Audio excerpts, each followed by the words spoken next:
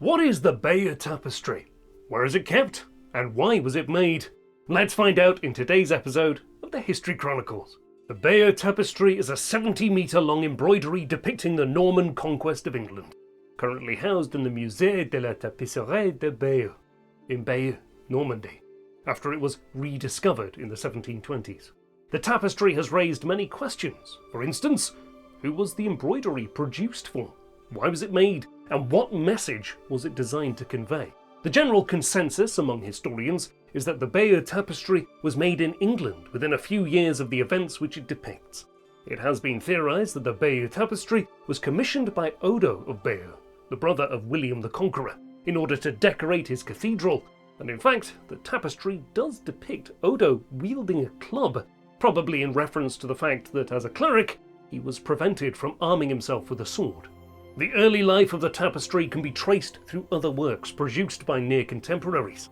A Latin poem written in 1102 by Baudry, the abbot of Bourgogne, referenced an embroidery depicting the Norman conquest as part of a collection of wall hangings owned by Adele, the Countess of Blois, and the daughter of William the Conqueror, in her rooms at the Palace of Rouen. However, it was later argued by art historians that this was likely a fictional collection, designed to impress rather than accurately record the inventory of the Countess. In 1420, an inventory was made of the property contained in Bayeux Cathedral, in which a tapestry recording the events of the conquest of England was listed.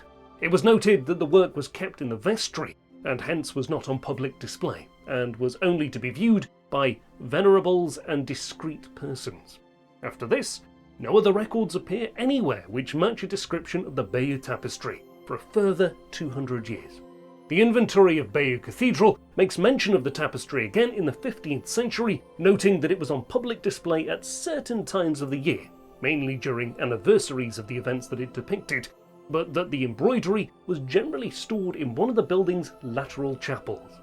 Many questions have also been raised in relation to the survival of the Bayeux Tapestry during the religious wars which rocked France during the 16th century, including an event in May 1562 in which Huguenots entered Bayeux Cathedral and ransacked much of its contents, including letters and charters, an event which the tapestry survived despite the destruction of many of its other pieces, as demonstrated by the difference in the inventories produced both before and after the event. After this period, the Bayeux Tapestry recedes into effective oblivion, not being mentioned in any other works during the 16th and 17th centuries. However, the work of Nicolas Joseph Foucault, Antoine Lancelot and Bernard de Montfaucon during the 18th century brought the piece back into the spotlight during the 18th century. Foucault was an antiquarian from Caen, who had devoted his life to the study of objects and monuments from Normandy. Lancelot, a collector of manuscripts and papers, and de Montfaucon, a Benedictine monk and antiquarian from Saint-Maur in Paris. Foucault, or possibly his daughter Anne, had developed a number of drawings of an unknown object which depicted the events of the Norman conquest, likely made by him at Bayeux, and which were found by Lancelot in his collection of papers at the beginning of the 18th century after Foucault's death in 1721. Lancelot was confused by Foucault's drawing and agonised over whether or not it was designed to depict a fresco, a statue, a series of stained glass windows, or a form of embroidery. He concluded that the sketch probably represented something that Foucault had found in Caen. It was de Montfaucon who eventually came across the object which Foucault had depicted in his drawing, a find made comparatively very soon after he had begun the search for the item depicted in Foucault's drawing. In October 1728, the Priory of Saint-Végueux in Bayeux had confirmed that the item in Foucault's sketch was a tapestry held by the cathedral in Bayeux, which was shown on certain days of the year to the local population. A confirmation which excited de Montfaucon greatly, who immediately sent Antoine Benoit, one of the greatest craftsmen of the period, to the city in order to draw the tapestry in exact detail. However, the final product, published in de Montfaucon's work, Monuments, was woefully inaccurate, including many lines drawn with a ruler, where those of the tapestry had been woven by hand, along with many misquotes of the inscription which ran along the bottom of the tapestry, Benoit misinterpreting needle holes or attempts at lettering. However, despite the relatively poor reproduction which Benoit made of the tapestry, his work serves to demonstrate that de Montfaucon had in fact found what is today referred to as the Bayeux Tapestry, and that when he found it, it remained in relatively good condition, aside from a section which had been mutilated. Lancelot, building on the foundations laid by de Montfaucon, wrote and submitted a paper on the Bayeux Tapestry to the Academy in the year 1730, with the confirmation and verification provided by the Bishop of Bayeux as to the accuracy of the report. This was a move which catapulted the tapestry from a local curiosity to a widespread attraction, with many learned persons eager to view and study the embroidery, the condition of which was subject to a dramatic improvement by the staff of Bayeux Cathedral, who gave orders to have the entire tapestry realigned. Some of the renovation work carried out by the cathedral at this time was inexpertly done, and marks of it can be seen in the tapestry to this day, easily identified by the bright colours and mismatched material that was used in comparison to the original. Interest in the tapestry soon spread far and wide, both within France and around Europe. From the mid-18th century, British antiquaries began to travel to Bayeux in order to view the work, which was gaining an ever greater reputation. Andrew Ducarel was one such British archaeologist and antiquary who travelled to Bayeux in 1752 in order to view the embroidery, noting in his works that the tapestry was displayed at various times of the year to visitors of the cathedral, and that when it was not hung to be viewed, it was neatly rolled up and stored in one of the cathedral's chapels, the one dedicated to Thomas Becket. In 1792, the Bayeux Tapestry was almost destroyed in one of the most dramatic events in its history. The revolutionary government of France, who had gained power in the newly founded First French Republic at the end of September 1792, ordered that works and documents which proclaimed the vanity of the monarchy were to be ruined through communal destruction. There was indeed a grave threat to works of historical importance. In 1793, a bonfire lit in a Parisian public square saw 347 volumes of manuscripts and papers burned. The Bayeux Tapestry, containing a narrative of monarchical conquest and victory, was of course a prime target for supporters of the government. However, the relative anonymity of the embroidery, outside of scholarly and antiquarian circles, provided it with a degree of protection. Indeed, the Cathedral of Bayeux made a great effort to ensure that the tapestry was guarded, which remained the case until the local military was called up as part of a national response to the French Revolutionary Wars and the Prussian-led invasion of France in 1792. The tapestry was placed under threat, not from a riotous mob, but by a soldier, who suggested that the cloth resting in the cathedral could be used to cover an equipment wagon in order to protect its contents from the elements, a suggestion which was endorsed by the local administration. Lambert Leonard, a senior police official and a respected lawyer, became aware of this and rushed to the offices of the local administration, of which he himself was a member, issuing an order that the tapestry be returned. Miraculously, Leonard managed to salvage the tapestry and had a sturdy canvas supplied in order to cover the wagon, stowing the embroidery itself safely in his office. There were greater threats soon to come for the Bayeux Tapestry, this time from the revolutionary movement itself, which had manifested in the city of Bayeux as an art commission designed for the seizure of the region's artistic wares. The commission tasked itself with seizing all artistic and antiquarian objects within the district and relocating them to various safe places where they could be nationalised, a way of reclaiming the wealth which had been taken from the people by ecclesiastical authorities. However, the commission did take some pains to ensure that the embroidery was not destroyed, and took pains to ensure that it was not seized and destroyed by other more zealous persons, stating that the tapestry should not be destroyed, but that it should be declared public property and relocated to a safe place for storage, where it would be made clear that it remained in the ownership of the general public.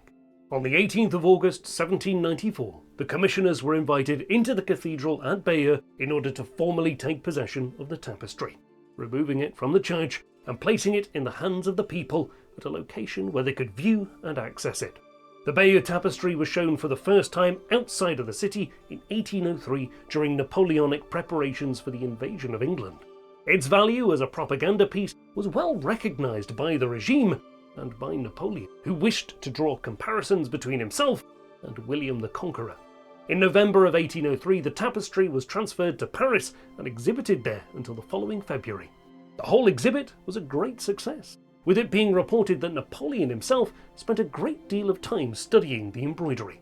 However, The work would soon pose a great concern to the French in December 1803 when a comet was spotted over Dover, mirroring that which appeared on the tapestry at the scene of King Harold's coronation, an event which it is said convinced Napoleon to call off his invasion of England altogether.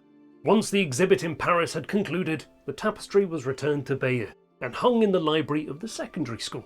The cathedral had requested the return of the work to their care in 1816, however this was refused by municipal council.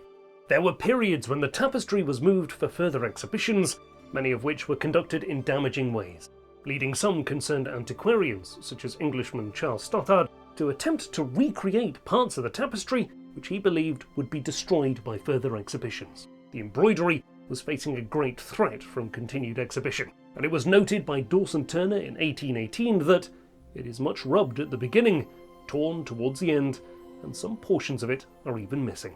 By 1835, the municipal council had become sufficiently concerned by these reports that they sought to find a new location to hang and store the tapestry, eventually being moved in 1842 to the Bibliothèque Publique Place du Château, which was to remain its home for the next 70 years.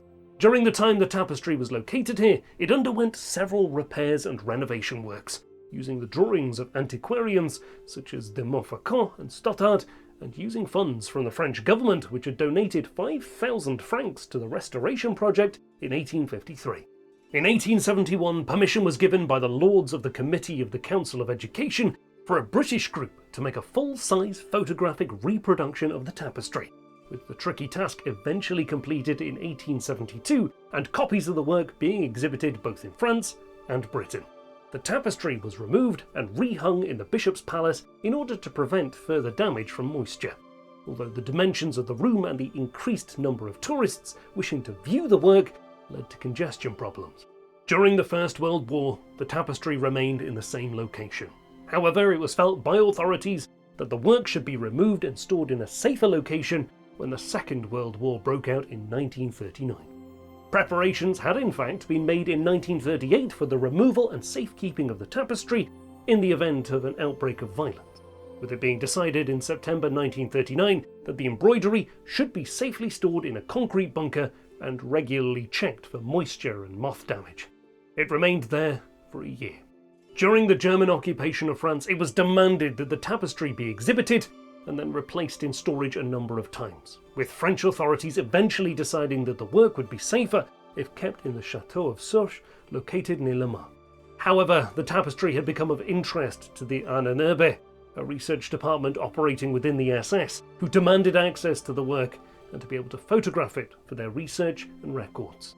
The tapestry was moved to a monastery near Bayeux for the purpose of allowing the SS research team to conduct their analysis, with the team arriving under the command of Dr. Herbert Janken, a professor of archaeology from Kiel, in July 1941. The research performed by the team was intended to form the basis of a publication, which was never released, although the team's work did form the basis of a lecture given by Janken to Himmler's circle of friends in Berlin. The 175-kilometre trip between Bayeux and Soch posed a problem for the transfer of the tapestry in August, as the SS team had concluded their studies, and the round trip could not be catered for due to the scarce gasoline supplies which had affected the country since its occupation. The vehicle which eventually transported the tapestry to its new location was powered by a charcoal engine, eliminating the need for gasoline, but posing many technical and mechanical problems for the engineers tasked with transferring the tapestry. The 175-kilometre journey took a total of 10 hours to complete. French and German authorities decided that the embroidery should be moved once again following the Allied landings in Normandy on the 6th of June 1944, leading to the work being deposited in a dry cellar under the Louvre Museum in Paris on the 27th. After fighting in Paris had concluded, the tapestry was exhibited in the Louvre for the remainder of 1944 and into 1945, which demonstrated the effect of displaying the work on a continuous wall. Once the tapestry was returned to Bayeux in March 1945, it was decided that the Bishop's Palace should be remodelled in order to allow the work to be displayed on a single continuous wall. Construction work being completed in 1948, and the tapestry being unveiled in this new setting on the 6th of June. For the following 34 years, this remained the home of the tapestry, the tapestry attracting considerable interest amongst tourists and producing a great deal of revenue, until plans were made for the transfer of the work to the site of the 17th Grand Seminary, where it was eventually rehoused in 1982. Studies on the embroidery performed between 1982 and 1983 revealed that it was free from mould and fungi, and had only very minor damage from insects, a remarkable conclusion considering the conditions in which the tapestry had been contained throughout the majority of its existence. In its current location, the Bayeux Tapestry is hung at eye level, contained within a case in which the climate can be closely controlled, and which slightly magnifies the images depicted. The tapestry is hung on rollers, which would enable quick removal from the case in the event of an emergency and evacuation via the central courtyard of the complex. One controversy surrounding the tapestry is whether the work should be returned to the ecclesiastical setting for which it was designed, or should it continue to be shown in a secular setting. You have been watching the History Chronicles. We'd love to know what you think of the Bayeux Tapestry. Please let us know below, and if you enjoyed our video, please give us a like and subscribe. It really helps us out. Also, if you'd like to support our work going forward, please visit our Patreon page, and we look forward to seeing you again on the next episode of the History Chronicles.